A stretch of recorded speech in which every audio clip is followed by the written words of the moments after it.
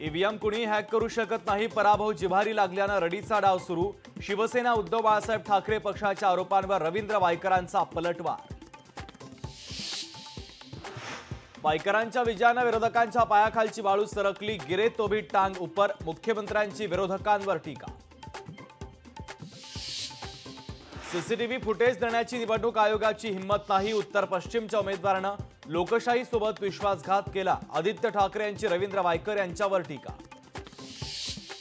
EVM hack होत नाही, mobile आणि मतमोजणीचा संबंध नाही, ईव्हीएम मतमोजणीच्या वादावर निवडणूक अधिकाऱ्यांचं स्पष्टीकरण। आत्महत्या थांबवा अन्यथा राजकारण सोडेल, पंकजा मुंडे यांचं समर्थकांना भावनिक आवाहन। सरकारचा निषेध म्हणून ओबीसी आंदोलक लक्ष्मण हाकेंकडून पाणीत्याग, सरकार वंचित घटकांची दखल घेत नाही, लक्ष्मण हाके आणि नवनाथ वाघमारेंचे आरोप। महायुतीला तडीपार करणार म्हणणाऱ्यांना कोकणानं तडीपार केलं, देवेंद्र फडणवीसांचा शिवसेना उद्धव बाळासाहेब ठाकरे पक्षाला टोला। फेक नरेटिव्हचा महायुतीला फटका, केलेल्या कामाची पावती विधानसभा निवडणुकीत मिळेल, मुख्यमंत्री एकनाथ शिंदेंचा विश्वास।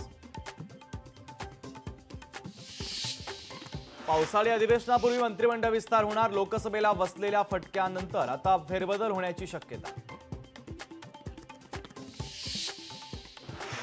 मंत्रिपद वाट्याला आलं तर ते मलाच मिळणार, प्रफुल्ल पटेल यांच्या विधानानं राजकीय वर्तुळात खळबळ, मंत्रिपदाच्या शर्यतीत सुनेत्रा पवारांचंही नाव। आयएएस तुकाराम मुंडेंची पुन्हा बदली होण्याची शक्यता, राज्यातील 8 ते 10 सनदी अधिकाऱ्यांचीही बदली होणार, विश्वसनीय सूत्रांची लोकशाही मराठीला माहिती।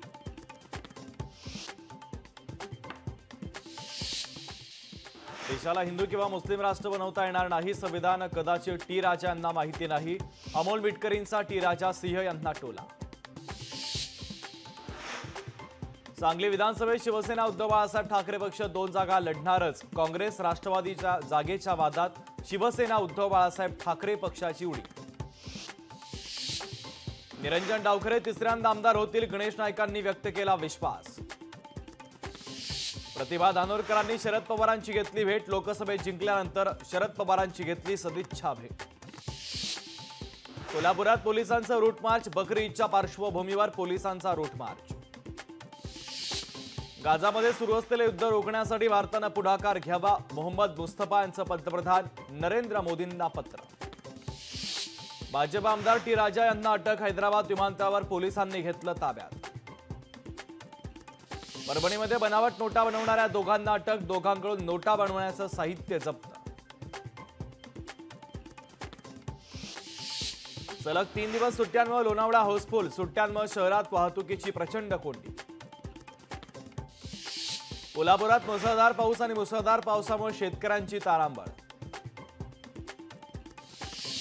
लातूरमध्ये महामार्गाची उंची वाढवल्यानं शेतकरी अडचणीत, 50 एकर शेतीमध्ये साचलं पावसाचं पाणी। जोरदार पावसामुळे केळबाईवाडी तर तुपटवाडी पुलावर पाणीच पाणी, जोरदार पावसानं शेती कामांना वेग। शाही मराठी ऐका, पहा, जागरूक रहा।